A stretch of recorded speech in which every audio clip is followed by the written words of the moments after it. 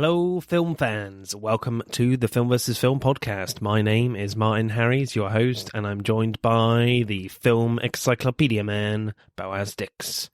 We are a couple of filmmakers on occasion, but mainly can't stop yapping about movies. On this podcast, every episode we pick a topic from a film that's coming out at the cinema or on VOD. Myself and Boaz pick our favourite film from that topic, or team up against a guest and battle it out to decide which film will become the greatest film of all time. If you enjoy this podcast, please leave us a 5-star review and subscribe.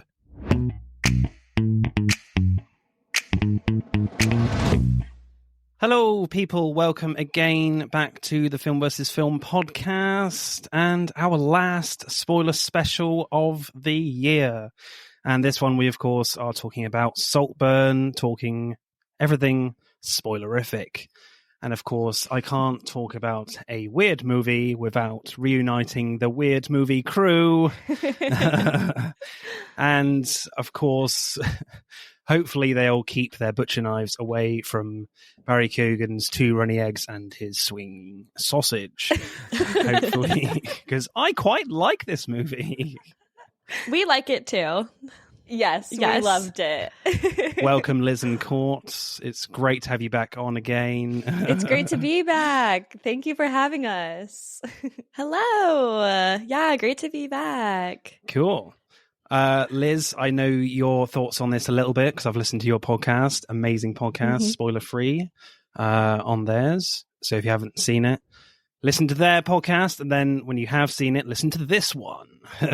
Yeah. But of course, Courtney, I don't know your thoughts on this one. What did you make of it? Yeah, I really enjoyed it.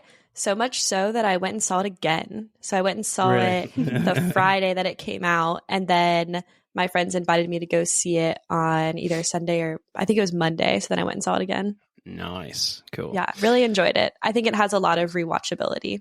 Agree. Agree. I just put up my poster. Oh, very nice. There it is. I promise if you listen to our podcast, I promised that I'd have it up by Christmas. It is before Christmas and it is up. So Cool. Very nice. It's a win. Very nice. I think the first time when I watched this a few weeks ago, like I was a bit mixed on it. I still really enjoyed it, but there's a few issues for me, like how they kind of presented all the information at the end. But the second time it worked a lot better for me. I think because I kind of knew what was coming, I was able to enjoy those kind of scenes a bit more. So just a brief recap on the movie. Saltburn, of course, going to IMDb.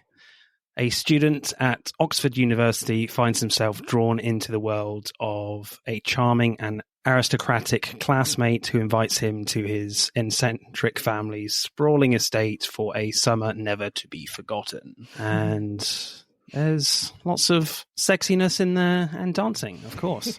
Of course. I don't think that description covers the dark thrillery side of this movie. No, not at all.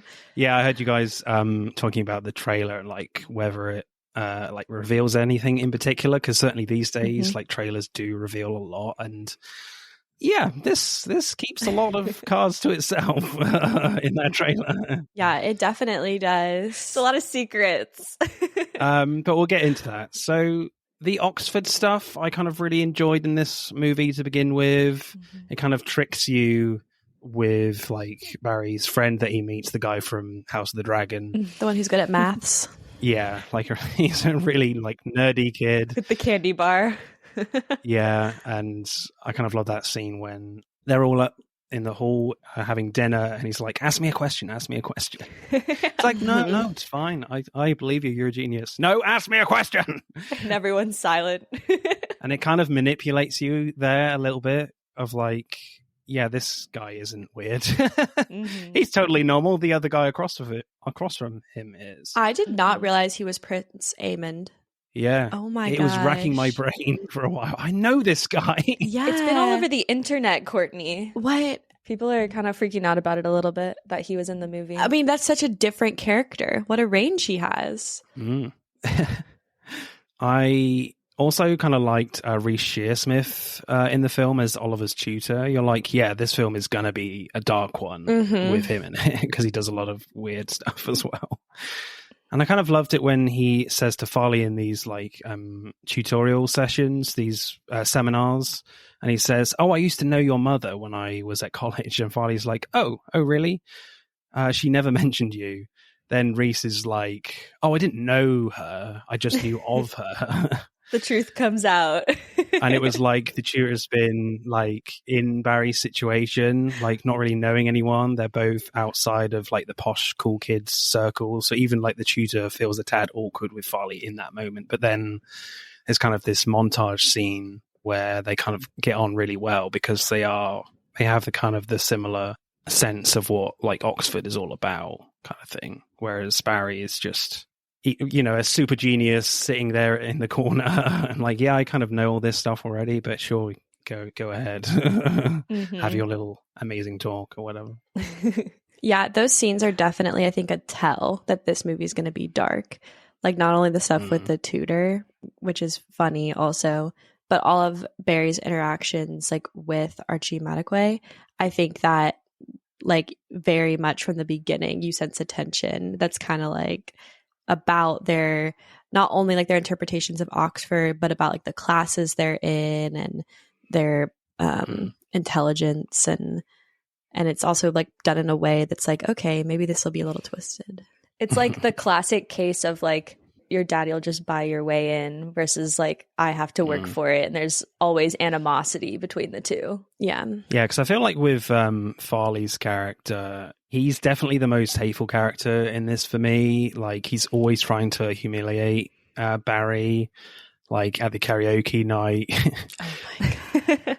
I love how he and Barry are like verbally like battling each other, and he kind of humiliates him in that karaoke by, you know, making him sing that very telling song. It's really smart writing. Yeah, it makes your blood boil, like, you bastards. I love that Oliver like turns it around on him. He's like, "This is your song too, isn't it? Like, come on, let's do this." Yeah, but he takes it in stride. Like when Oliver's doing it, it's like really awkward. Yeah, because he wasn't prepared for it. I think Archie Madekwe's character is like my absolute favorite in the movie. Really? Yeah. Oh, really? Yeah. That's surprising to me. I feel like he was such like a side character that I couldn't really like get into him. I don't know. He wasn't in like most of the movie. No, I think he's really important because he's the only one who sees through Oliver. And so like throughout the movie, like you get him like digging at Oliver because he knows like Oliver's just trying to get in with Felix, and like he kind of sees through him. Like the moment with the suit when he's like, "Oh, you're like almost a human." You know? I didn't take that as he like saw through Oliver. I thought it was like a jealousy thing. Like he was jealous of Oliver because Oliver was getting all this attention from the family, and like all Archie wants is like be a part of the family and be like in the in crowd, and Oliver's like taking some of that away from him. Yeah, he definitely feels threatened.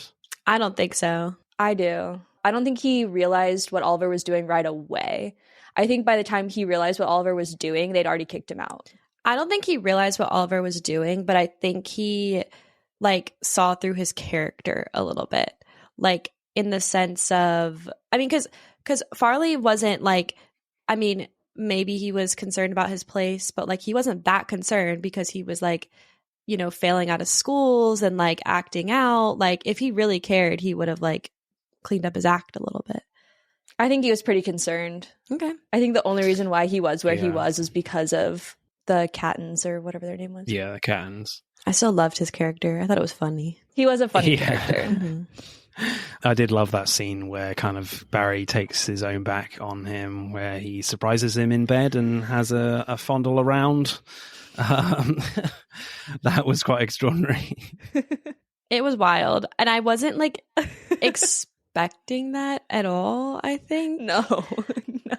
He got with, oh no, he never got with Jacob Elordi until he was in the grave. Only in his head. Yeah. But yeah, with Farley, like, he is certainly entitled, but there's definitely a sense that he's an outsider as well. Like, you know, he is just a cousin, so he's not like immediate family. So there is some similarities with him and Barry Keoghan, that they're constantly like battling each other verbally to get Jacob Lordy's affections.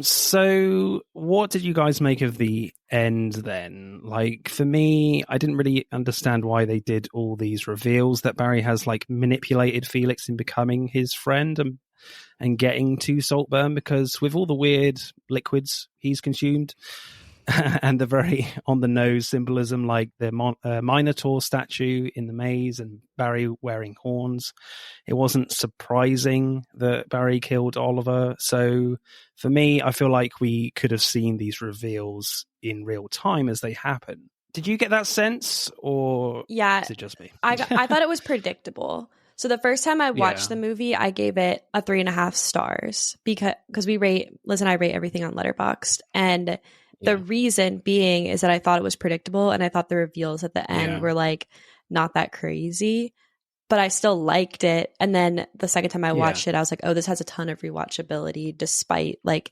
so the reveals kind of made a little bit more sense in that. I don't know how I would have felt if they revealed them like throughout though. I think definitely keeping the reveals at the end so that you're sympathetic and empathetic with Oliver the whole way through. That keeps his character from being like the bad guy, right? Because that's like the whole point what Emerald Fennell was trying to get at. And so like leaving it all to the end was a good idea, but I do feel like they maybe could have like drawn it out more and made it more of a game of like running through how he did things and why he did things, because you don't really get the why other than the fact that he's like obsessed with Jacob Elordi's character and like wants to be him. Like that's like the only reason really that you get. So I feel like when you see all kind of the weird stuff when, you know, he's drinking the bath water after Jacob has enjoyed himself a lot, you're stripping away like a lot of that sympatheticness you feel towards Barry. So it was all kind of leading to Barry like becoming a really super dark character, and it wasn't. I don't really understand why they kept it a secret that Barry was the killer. I know they kind of reveal that quite quickly, which I think is a good thing, but I can understand it because there's a lot of comparisons to this film with The Talented Mr. Ripley. I don't know if you guys have watched that, the Matt Damon movie. That's kind of a very similar thing in the way it's structured, but we know pretty much from the start that Matt Damon is lying from the start, whereas here they don't do that. I know Emerald Fennell doesn't really want to copy what's gone before, but it was just a tad frustrating. But I feel like that's just, certainly the second time I watch it, like it becomes more of a minor gripe. Yeah. When I watched it, the end, like once you knew Barry killed Jacob Elordi's character, which I forget what his name is in the movie, but Felix.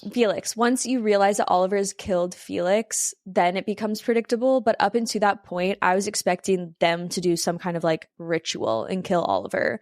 Right. Have like Oliver and Felix like fall in love at the end or something weird, because they kept alluding to the fact that like Felix is going to get tired of you. Like you're just going to be another one of Felix's boys or whatever. And so I kept kind of thinking, especially with the trailers not really giving away that there's like a murder happening. I had this idea that maybe it was going to be a romance movie, or maybe it was going to be this like sadistic whatever. Like I don't know what I thought it was going to be, but I didn't really think that Oliver was going to be the killer in the end. Really? I have two thoughts.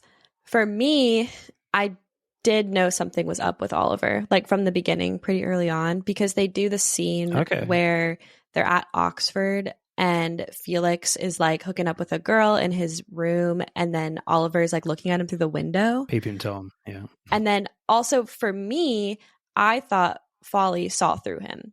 So like that was a tell for me that there was something up with Oliver. But then kind of to the mystery piece, Liz, you were saying like you liked that it was all at the end. I think if maybe they had like made it clear that Oliver had some intention, like from the very beginning, like when he looked at these guys, he was like, I want to take over their Saltburn estate or something, like, and that was his motivations, or maybe give him some other like thing that happened to him when he was younger that would give him like intrinsic motivation to do this. Because I think that was like the missing like a mystery element. Like imagine if you had found out that like, oh, like he was actually like, I don't know, like had planned this all along, other than it just seeming like he was trying to manipulate Felix to like be his friend, because I didn't feel like that was like strong enough motivation for him to be like acting this crazy. I feel like Right. and I could be wrong here, but it kind of like when I was watching, I didn't feel like Oliver had the intention from the beginning that he was going to take over the estate and kill the whole family. Yeah, I agree. It's kind of like spiraling out of control, right? Because he gets upset with Felix and then decides he's going to kill him, and was like, after he did that, upset about it. But then he was like, all right, well, I've started this. Like, let me finish it kind of thing. Yeah. It just kind of shows like how crazy he really was. Like, he was willing to lie and create up this fake life and whatever to become friends with Felix and get in with his family. But then like he took it too far, and then like there was no going back from it at that point. Yeah. Gotta kill them all now. Yeah. They're going to find out, so I might as well take them all.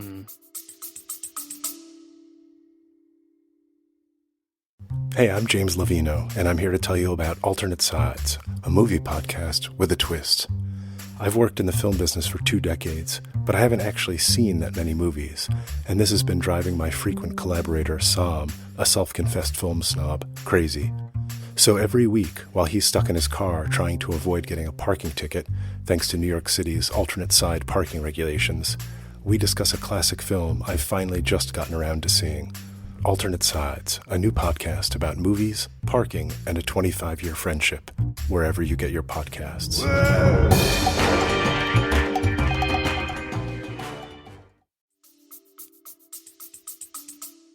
Because ultimately, for me, this is like a dark gothic romance between Jacob and Barry. Because obviously you have that reveal with the parents that his parents are alive. And he does have siblings. That was upsetting. Mm-hmm. That was super cringe in a good way. I was like, you dumb ass. Yeah. But you definitely get this sense that like, if I can't have him, then I'm just going to kill him then. If he's going to reject me, then I'm just going to... Yeah, if I can't have him, no one can. Go crazy, yeah. Yeah, let's talk more about that reveal scene with his parents. Like, it was just super cringe for me in a good way. Like, Jacob has this amazing, like, wry grins on his face throughout. Oh, please tell me. Please tell me. Yeah. Oh, we're being humble now. Yeah. It's the one scene where Barry is, like, in panic mode, and it's kind of the scene where the cutting gets a little bit faster, and you build some suspense of like, oh, what's he going to do? But he just stands up and like, yeah, I don't feel very well. We need to go. I think Jacob Elordi does a really good job acting in this scene. And I like the moment when he's like, just take a pill or something for your headache and sit back down. Like, yeah, get over it. Yeah. Come on. It's funny. And he's like not really afraid to like embarrass him in that moment. So no, not at all. I feel like for me, like Felix, yes, he's very entitled, and you are kind of supposed to like really dislike a lot of the rest of his family. But with Felix, like he's the one kind of really nice one because he takes pity on Barry. But there are moments where like he can't really get away from that entitlement and his poshness. Like there's a scene where he's showing Barry around Saltburn and all these incredible rooms. Like they're just really normal. The green room, the blue room, it's blue. Yeah. Dead Rayleigh. Yeah. The maze. And the whole scene where he's like talking down to Farley. And he's like, I don't know, maybe it is time for you to be cut off and like go back to wherever your mom lives or whatever. And you kind of get this like, that's a different Felix than we've seen up until this point. Yeah. With Felix, like he can be really nice to Barry, but to a certain point where like this the scene where Barry is like, oh, they've unpacked my suitcase. And then he's like, oh, we dress for dinner. It's black tie. Do you have a tuxedo? He's like, no. Oh, you can borrow my spare one. It's fine. Yeah. I pulled a vintage one for you. But then he's like, oh, you have cufflinks, right, though? You must have cufflinks. You must. It's kind of that level of pretension, I guess, which is really interesting for me. I love, too, when Oliver comes like strolling up to the house with his one suitcase. He's like, I'm going to spend the whole summer here with my one pair of clothes that I have in here. But I think Jacob Elordi is amazing as Felix. Like he's got like the posh English accent down to a T. I feel like both him and Barry Keoghan, they have their shirts off a lot, which I'm all here for, frankly. Same. There's like not enough films where like the female gaze is used that well enough. Release the body. There's just a lot of like cool shots of Jacob just sitting there, like lying down, I don't know, enjoying the sun. Yeah. The picture of like perfection. Yeah. Because like when you think of one of these like really wealthy people, you think they're tall and they're strong and they're good looking. Like that's just the like epitome of someone who's, what's the word I'm looking for? Like privileged in life. Like they have everything. It's not just that they're wealthy. They're also good looking and they're also tall and they have muscle without even trying. And like, it's just like, of course. Yeah. Of course, this is what you look like. I mean, I think Jacob Elordi is like peak attractiveness for sure. I just watched the Priscilla movie, and him as Elvis is really good. He's our it boy for the next year. So I like the montage scenes too, where I guess it's kind of like going through Oliver's mind, but it's montages of Jacob Elordi just kind of like partying, smiling, like I think it's really cute. Yeah, definitely. I definitely need to play tennis in a full tux next time I play tennis. Oh my gosh. Drinking champagne. With a bottle of Dom Perignon, yeah. Go all out. In her heels? I was like, what are you doing, girlie? Yes. She's got people for that, Courtney. Don't worry about it. So what did you make of Barry Keoghan as Oliver in this? Like, you can definitely sense he's been pumping some iron for this role as well. Like, he's got to look good as well as, match up to Jacob Elordi. I think he did a great job prepping. He did fantastic. Yeah. He looked great. He sounded great. Like, he fit so well. When Barry Keoghan has been cast, it's going to be weird, right? Because last time we were on here, we talked about Killing of a Sacred Deer, and he's weird in that, to say the least. Weird, right? Very similar character. Yeah, very similar. Kind of like, I think. Yeah, the love interest for whatever reason, and just odd, like closeted weird. I feel like he brings more of the oddness in that movie, A Killing of a Sacred Deer, more than he does here. Because obviously with this film, Saltburn, he is trying to like hide it a little bit.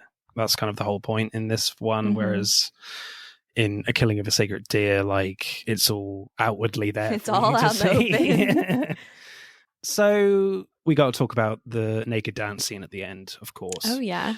Like it's all out there swinging away, and it's just freaking awkward.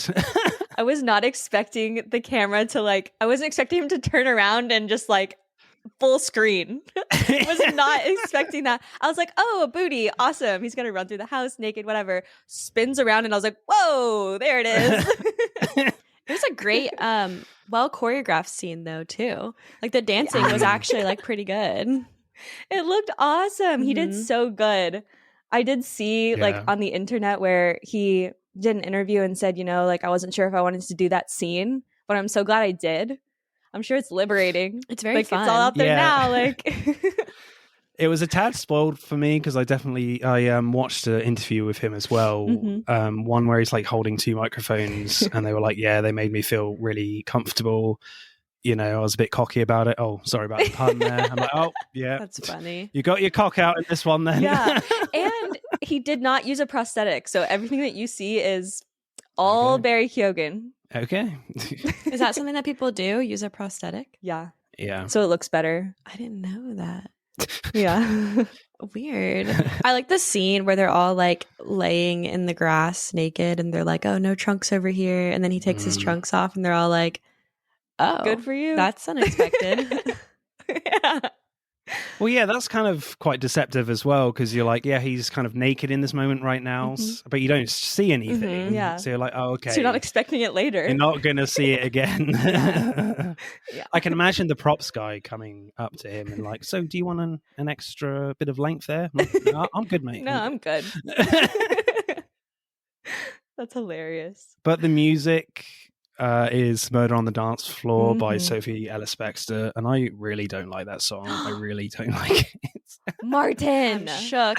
I think it's fabulous. It's so fun. It's so fun. I've been listening to it. And it makes so much sense. Yeah. Like if you listen to the lyrics, it's perfect. I hate it, but it's perfect for this scene. Yeah. I highly disagree. I actually loved that song, and I liked the entire soundtrack. I thought the music in this movie was so good. All the early 2000s music was amazing. Mm-hmm.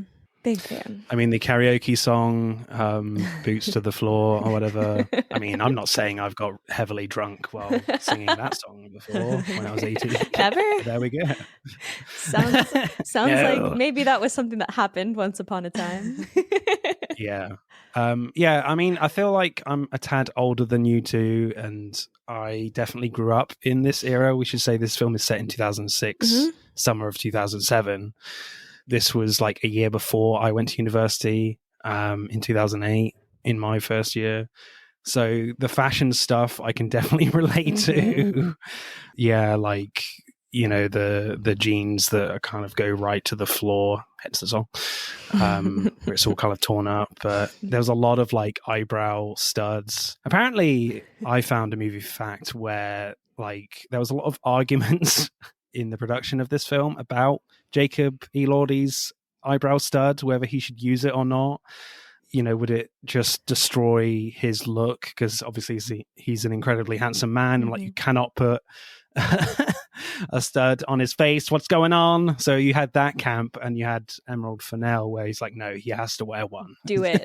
Yeah. No, I thought it worked. Yeah, I thought it worked Everything too. that they did from a fashion standpoint was just spot on, especially, and I know I keep talking about like what you think of when you think of like an uber wealthy person, but the like femininity that they gave Felix as well, like the metro vibe, that's like, it's very expected. That's like what you think of. So I think everything that they decided on, the little stud, I thought it was cute. Bring it back. Cool. Did you like the stud? Oh yeah, I love the stud. I thought it was great. We love a piercing. Yeah. Cool.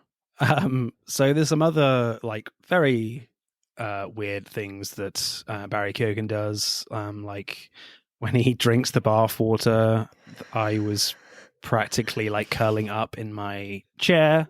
There weren't many people in my screening, but I was just like, oh my God, what is happening? So the first time I went by myself, but the second time I brought with a group of friends, and so my good girlfriend was sitting next to me.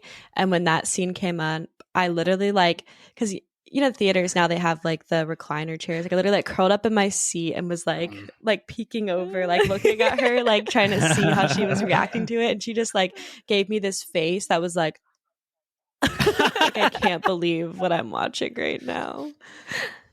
Yeah. I watched it with my husband Hayden, and I don't think there's not very many things that faze him. He was unfazed by the bathwater, but like me over here, I was like, oh, and I looked at him and he was like, it's fine, just watch the movie. But everyone in our theater was just like, whoa, like, oh. Yeah. People were going crazy. I could hear giggling coming from different spots of the theater, myself included. Like I would just giggle at all these weird little things that would happen. I mean, I was about to take a drink of my orange juice in that moment, and I was like, nope, I'm putting it back right now. Yeah. I'll wait a second. But I think the weirdest part is the screwing of Jacob's grave.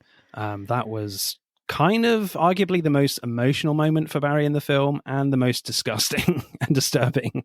Yeah, I could feel myself curling up with that as well. I can't imagine what that was like being on set for that scene, or what's going through Barry Keoghan's head. Like, how is he getting in this headspace where he's not feeling so strange doing this? I mean, I think he's just trying to be emotional, because it is a really emotional scene. He's weeping that whole time. I don't think I could have kept myself straight. No. There's a reason I'm not an actor. Yeah. Yeah. Well, that's the reason why Barry Keoghan is an amazing actor. Yes. With that, yeah. Yeah. But it just shows the passion he had for Felix in that moment, that he's just incontrollable. He's just like, yeah, I'm just going to try and have my moment, my private moment in his own way, in his own twisted way right now. But again, like, they kind of play it for comedy as well later on for me with his death, because you've got Duncan, the butler man. Butler? servant, the butler. Yeah, he's like holding both umbrellas to Richard E. Grant and Rosamund Pike, just like that. Yes. How can you not laugh at that moment? Yeah. I liked when the sister died after Jacob Elordi died, and then they went through that whole sequence again with the umbrellas and everything, but like super fast. I thought that was really funny. Or like after the grave scene, the emotional grave scene, he goes back to the family like wearing the clothes he had on and like realizes there's some dirt on his trousers and like wipes it off real quick. Yeah. Yeah. Like, what were you up to? Yep. Yeah, and he makes sure his jacket is super tight around his shirt. Crazy. Yeah. Yeah. What do we make of Alison Oliver as Venetia? Obsessed. I thought she was pretty amazing. She was so good. Mhm. I kept thinking, and if you've listened to our episode, I already said this, but I just kept thinking that she was a seasoned British actress. That she, you know, she's been in stuff, and like maybe I should go watch some more films she's been in, but this was her debut. And she knocked it out of the park. She did so well. Yeah. I loved Venetia. I think she was my favorite character. Really? Mm-hmm. Yeah, she's great. I mean, in the beginning, she looks at Barry like she's a new toy to play with. And I love how she just drapes herself around the house and outside at night saying, love me. You know? Like the eating out scene outside at night is both kind of disgusting and super hot as well. I was like, Barry Keoghan establishes himself as this like dominant male presence in that scene, and you're just like, okay, like I think I can dig this. Yeah, I mean, when, you know, she's on her period and yeah, it's quite disgusting. But he mentions like, oh, I'm a vampire or something. And obviously, like he's like silly about it, but she's so into it. Like you can tell Venetia's like, I love this. But there was a split moment where I was just like, is he a vampire? Is he? Is this a secret vampire movie? Is that what's going on? That would be crazy. I know. Yeah. Twilight 2.0. I mean, the film like is so it's really gothic. Like, I love the cinematography in this and the, you know, 4:3 aspect ratio. Like, I agree. Like, when they shot this, you know, talking about your podcast, you mentioned like they were trying to keep the architecture in all the shots, like keeping it really tall and massive and grand, and just some really beautiful stuff, especially outside in that scene, like when he's coming down the steps. Some great use of silhouettes in this movie.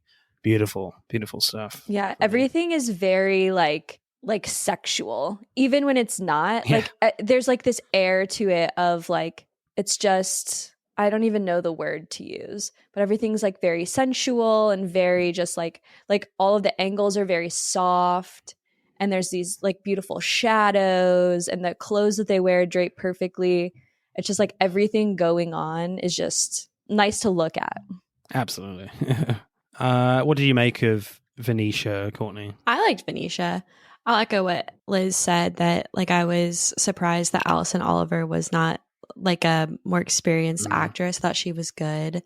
I liked her character because I feel like she was very troubled, and it was like almost the opposite of Felix's character, who like had everything together, and she was like the kid that, you know, all this like posh and circumstance actually made her like have troubles in her life with like the eating disorder and stuff like that too. The bit where Oliver was like, you're gonna eat tomorrow, then he like pushed her the croissant the next day at breakfast. I was like, this is like a weird power trip thing going on.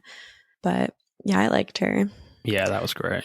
I think my favorite moment of her is after Felix dies, when they're having like lunch and she pours the wine in her glass and then just it comes back to her and it's just like overflowing. And no one mentions it. No one points out, I'm like, you're spilling your drink right now. No one does. Mhm. And I love the cinematography in that as well, where Duncan is trying to like draw the drapes because they're taking the body away and they don't want them to see it. And everything's red. And it's all red. Yeah. It's so gothic and almost like in a comedy horror movie right now. Yeah. It's extraordinary. I love that scene too because like it flips between all the different characters and you can see like because they're not really being like overly emotional, but you can see as it flips back to them like their face is like changing every single time it comes back to them, especially with Archie Madekwe, and he's like deteriorating throughout the scene. Yeah. They don't have the reactions you're expecting them to. Like Venetia and Farley are the only two that are reacting like a normal human being, and the parents are like, eat your fucking pie. Like, let's not let this spoil lunch. Like, what? Like, fuck lunch. Like, Yeah.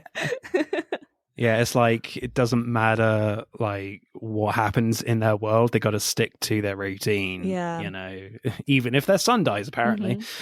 And Oliver's like going along with it because he's like, I'm going to utilize this situation. Yeah. He's like, yeah, the pie was really good, actually. The cake was delicious. amazing. Rosamund Pike as Elsbeth is incredible in this film. Genius. Definitely the funniest character and probably my favorite character as well. Like, I love the first scene with her completely disarming Barry by being overly nice. Like, the jokes about Liverpool is hilarious. And I've been to Liverpool this year. Really nice city, really nice people, you know. And she's like, where is Liverpool, darling? I think it's by the sea. North. Yeah. Or when he first walks in and she's like, oh, you're actually beautiful. Look at his eyes. Yeah. And Felix is like, yeah, I told you. And she's like, well, Felix loves everyone.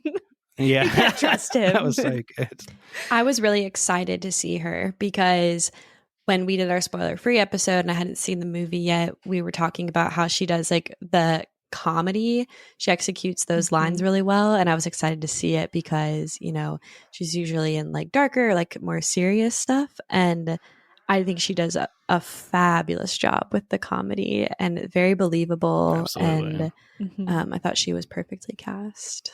She does the whimsical, like monotone very well. Like, absolutely. yeah. And she's definitely one that's kind of obsessed with Barry as well. And she's like, no, you mustn't leave. You can't.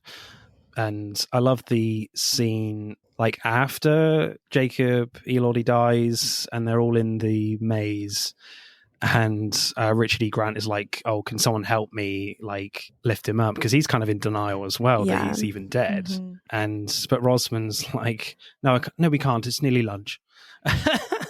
And they just leave. And I'm just like, what the hell? Yeah, what just happened? So there's just an amazing balance and juxtaposition of like super dark stuff. And then it's just completely cut off with comedy. It's quite extraordinary. Yeah, I'm surprised how funny I thought this movie was, especially the second time I watched it. I mentioned I was like giggling during all the crazy bodily fluid scenes. Like, I mean, I was really laughing. Like, it's very funny. Really? Yeah. Okay. Yeah, because it's so. That was just super cringe for me. I was like, it's also silly. Yeah. It's so outrageous. And silly. Like, you're watching it and you're like, no, like this isn't happening. Oh my gosh. It's interesting too, like the things that Oliver chose to do with certain people, knowing that they're not going to tell anyone. So like Venetia wasn't going to tell anyone that happened, and Farley wasn't going to tell anyone what happened. Yeah. So he like picks and chooses. And when he tells Rosamund Pike's character that she's beautiful, like that's like solidifying. That's like all she wants in life, and that's like it. Yeah. It like flips in her head, and she's like, "This is my pet. Like I have to have him forever. Yeah. You mustn't leave." Yes. Yeah. But in that moment as well, like she kind of pauses for a bit, and you're like, "Oh, I don't really hear that much at all," or something. Yeah, she's amazing. Like, she is kind of a bit gullible and like overly nice, and she's both completely in control of everything and everyone, apart from Barry, of course. Yeah, I think she's great, and certainly, as you were saying, Court, like you feel like they don't want to upset the parents, Richard E. Grant and Rosamund Pike. They all have to like be in their place still. They don't feel comfortable in talking about all these things that kind of Barry has been doing to them. So I love how like this, posh upper class culture is kind of protecting Barry in a way, even though he kind of wants to be in this world ultimately. It's really interesting. What do we make of Richard E. Grant as Sir James? I thought he was so fun in this film. I thought he was great. He was cute. Yeah. Like perfectly cast for me. Like, he is definitely the oldest character in this film, but the most schoolboy, childlike. Like, his giddy excitement about the costume party is hilarious. Yeah. Oh, I can wear my suit of armor, darling. My suit of armor. It's great. I feel like he made a lot of it feel very believable because he was so like, I don't know, in a way he felt like kind of just like normal. Like he was the one who would just be like watching Superbad and laughing and like, and then he would say things like that. That was like, okay, he just like has this life and this is his normal and he's just living it. That's kind of why things at Saltburn have like become the way that they are.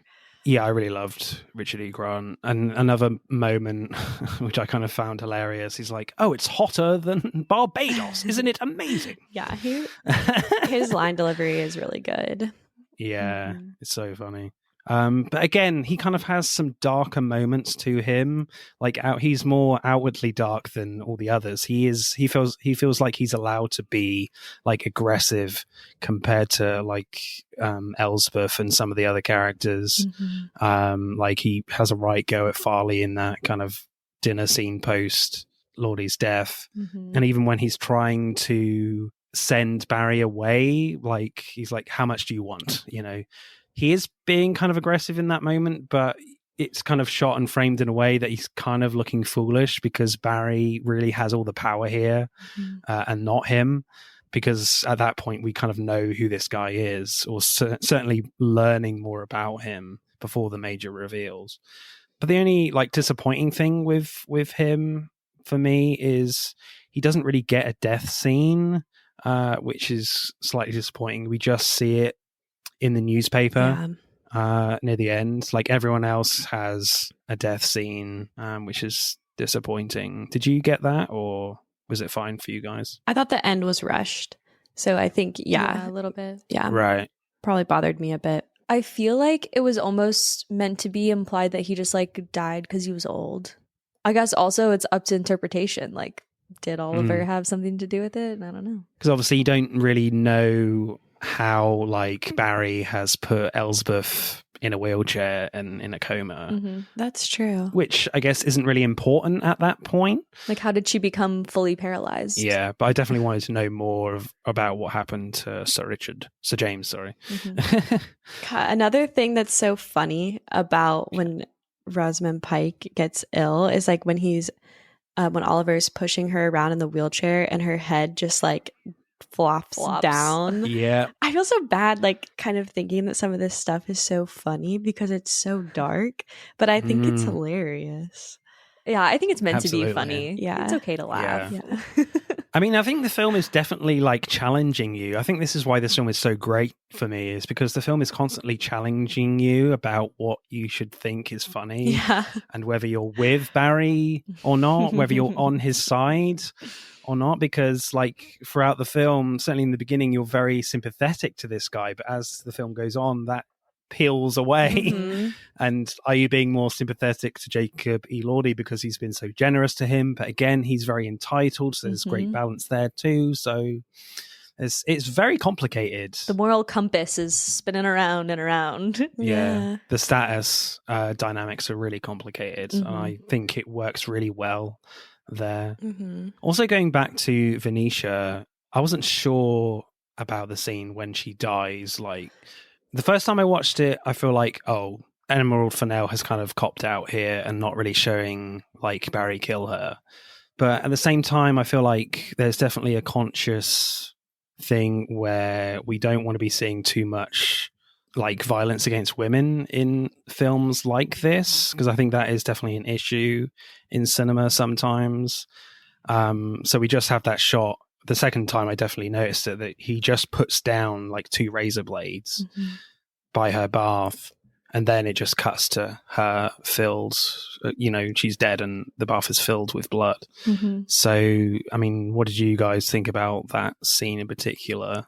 Was it fine how it was done, or did you want more horror stuff? I thought it was fine. And I also kind of liked even the mystery that was left in it at the end, because he puts down the razor blades, and I, for like a while, thought that she actually did kill herself, that he just like gave her the, like maybe he coerced her into it, or like The gave option. her the razor blades and she did it herself.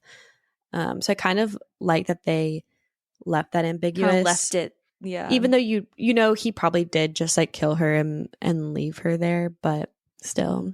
You do kind of get the sense, like in their last conversation, that she's done. And she's like, oh, yeah.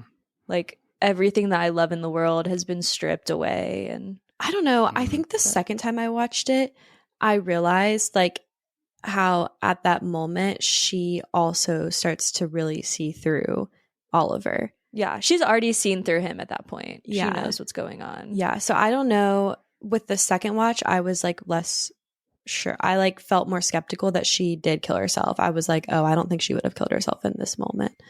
I think she was angry and hurt, but I don't think she was like done with the world. But I don't know, it's up to interpretation. Yeah, I don't think they need to show it happening. I think we all get what happened, and if it is like a suicide situation, then like we don't need to see more of that on the TV screen, you know? Yeah. And there's enough death shown in this that you get your fix, you know, if you're watching this movie. So Yeah, definitely. There's a lot of like other movies that people are comparing this film to, and definitely one for me, like Talented Mr. Ripley, Brideshead Revisited, etc. But for me, I got a lot of like Shining vibes in this, with like the maze stuff. I don't know if you've seen that film. Yeah, I like that movie. Liz, you seen The Shining? I've seen bits and pieces of it. As you know, Right. Martin, I have an aversion to scary movies. So I'll watch, like, my husband loves scary movies. And if you are at our house at any given like evening after the sun's gone down, the chances are like there's going to be a scary movie on the TV, and I'll like come in and out. So I've seen like probably most of that movie. I just haven't seen it like in one sitting. Because I'll like pop in and like watch a little bit and be like, oh, this is scary, and then like run away. Go do something else. There's literally like direct homages to the Shining in this. Oh, cool. Like you see Barry like looking at the maze, playing with it, and like Jack Torrance in The Shining, he's literally looking down at a maze, and his tie is like maze-like earlier in the movie, has a maze pattern on it. And there's just great like tracking shots through the house, like we mentioned earlier when Jacob is showing Barry around the house of Saltburn. Very Shining with how that's shot, but certainly tonally that's very different. Going back to your maze comment, I've watched quite a few interviews with Emerald Fennell because I just think she's so intriguing. Like, I'm so intrigued by her. So I've been watching a lot of her interviews for Saltburn specifically, because they're all coming out now. And they were talking about the maze and asking about the maze, because I think a lot of times nowadays, if there's a maze in a movie, it's CGI'd. But this one was real, and they actually built it out on the property. Oh, that's cool. And she's like, we took like a large chunk of our budget for like props and stuff and used it on this maze, because she was like, if we're going to have a maze, I want it to be real. Yeah. I mean, it was very important to her as well that no one had seen this particular house before on screen, because, I mean, you might know that they use the Royal Naval College in London, in Greenwich, like a lot in so many films. And literally, I don't know, 2 minutes down the road from me is Wilton House, a lot smaller stately home than Saltburn, and you can visit it. But they film a lot of The Crown in there, and certainly when I drive past, sometimes when they were filming The Crown, there's just the car park is just filled with trailers. That's really cool, though. That is cool. I'm like, oh, I wonder if Elizabeth Debicki is in there or something, filming a scene. But yeah, I found that was kind of really cool as well, that she went out of her way to like find something completely new. I mean, there's plenty of stately homes in this country for sure, but and it's privately owned. Yeah, they went so far too as to have everyone in the cast and crew sign NDAs that they wouldn't disclose the location of the home because it is a private residence.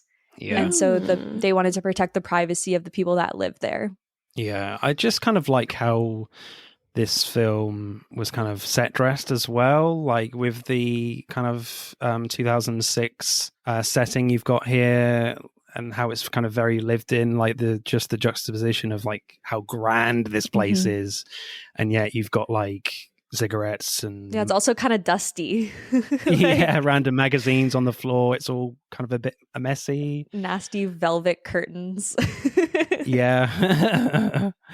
So I kind of like that look of it as well. And we haven't talked too much about Duncan. Like, he's definitely like creepy, the Miss Havisham. He feels like he's done something, like And Emerald Fennell was saying, like, you are Saltburn. You literally represent Saltburn. So, yeah, he was really great in this film. So I thought it was interesting, like, because, he sees so much and knows so much. And there's, like, moments of that when he, like, finds Oliver, like, looking at the maze and... Yeah. But then at the end, kind of, when Oliver is leaving Saltburn because he gets paid off to leave, and then all the staff are just like sitting outside the door smoking cigarettes. Like, it's almost like I feel like they all see through Oliver in a way.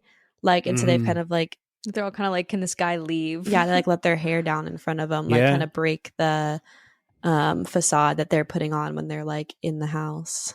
Yeah, because Fennell was saying in some interviews that like there's definitely a constant sense of like voyeurism, and there's constant peeping toms in terms of like all the maids and butlers, because obviously they unpacked his suitcase, like they tidy everything up for them, so they kind of know everything. She was saying that like Elsbeth will know all the secrets that, well, most of them anyway, the more obvious stuff from his suitcase, or what he's doing privately from all of his servants. Yeah, Martin, you're mentioning movies that Saltburn's similar to, and you mentioned The Shining, which I definitely see that for sure because of like the house aspect and how creepy it is and the maze.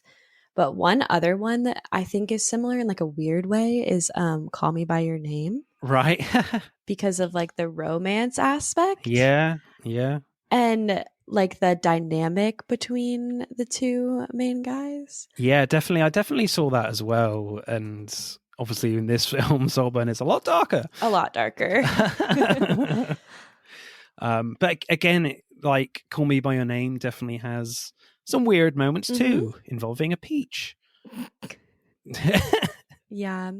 And I think they both kind of speak to like that coming of age feeling when you're like trying to figure out your sexuality a little bit. And like this movie, Saltburn, just takes a turn for the worse. Like kind of like if you another instance of like not getting what you want, basically, not turning out how you want it to. Yeah. It was really weird though when Emerald Fennell, she did talk about that film as well. Like she was saying that, yeah, I would have eaten that peach. I was just like, oh, okay. I think I've heard that. I feel like I know a bit more of what goes on in her mind now. I feel like if you make a film like Saltburn, that's like kind of expected. Yeah. Are there any other scenes or characters you guys want to talk about or mention? The party scene. Oh yeah. Okay. We've like kind of talked about it a little bit, but it's like mythical creatures, I guess, is the theme of it. I want to go to that party. I know. And Barry Keoghan's outfit, I loved it, was fantastic. Yeah. He's got this cute little like nymph thing going on, and like it's just adorable. I don't know, it's cute. I like Jacob Elordi's outfit too. Yeah, the angel. Because he has the wings on, and it kind of brings back that like feminine aspect to him, the Metro vibe, Yeah. and I like it a lot. Yeah, it works really well. Everything that they did, where even the like extravagance of the costumes, right? Because Elizabeth, she's in this like medieval dress, Yeah. but like real. It's like all the way done. And they just did such a good job pulling it all together. And then the aftermath of it all, where everything's just trashed. Yeah. That's so what it would have been like. Yeah. And the toilet shot, I'm like, do we have to have that there? Oh, God. Yeah, this movie, I went with my friend and she like got in right at the beginning and she was like, wait a second, is this movie a thriller? And I was like, yeah. And so then she started looking up like basically like trigger warnings, I guess. And the biggest trigger warning was like bodily fluids. Right. And I told her, I said, that's really accurate. There's a lot of bodily fluids in this one. Yeah. Of both colors. Yeah. Of all colors. Ugh, yeah, many different colors. Even like at the beginning, like the scene with the vomit. Ugh. Yeah. In the dorm. When Oliver gets sick. And they stay on it for so long. Like I remember I sitting know, there like it's- trying to eat popcorn and I was like, okay, this needs to go away so I can clear my mind. Yeah, we need to be done with this. Yeah. That didn't take me back at all. But yeah, I really like the party scene as well. Yeah, I love kind of like that fancy jacket he's got on and the horns. That was cool. And you can definitely tell that he's growing in confidence that, yeah, I feel like I am part of this world now. Like my plan is coming into place. Right, guys, I think we'll leave it there. It's been great talking to you guys again, Liz and Courtney. Yeah, this is your opportunity again to talk about your podcast. And where can we find you guys? Yeah. Sure. So we are Liz and Court. We're the Be Critics podcast. And we release new episodes every Monday. We do full movie discussions. And we are all over social media at Be Critics Podcast. But Court, I'll let you tell a little bit more about like what we do. Yeah. So, I mean, we review movies. That's our thing. We do movies that we enjoy typically. And right now we're doing the Harry Potter movies. So we just finished recording the last of that series and we'll round out the year with Harry Potter. So if you want to follow along with us, definitely check us out. You can find the podcast wherever you listen to podcasts, but definitely check us out on YouTube or if you like Spotify or Apple Podcasts, check us out there. Cool. Right, guys, it is the time to say goodbye. I know it's very sad. It is goodbye from Liz. Goodbye. Bye. And it is goodbye from Courtney. Bye-bye. Thanks for having us. Bye-bye. And it is goodbye from me. I'm going to certainly wear a tuxedo and have a glass of champagne by my side while I next play tennis. Bye-bye. That's it for this week's pod. Thank you for listening. We hope you enjoyed it. But don't stop there. Get involved and tell us what your favourite films are relating to the episodes. Send us a DM or comment on Instagram and TikTok at Film vs. Film Podcast, for Twitter at FVF_podcast. If you do, we'll give you a shout out on the next episode. If you're feeling really generous, you can buy us a one-off coffee at our Buy Me a Coffee account. Remember, please leave us a 5-star review and subscribe. Pod signing off.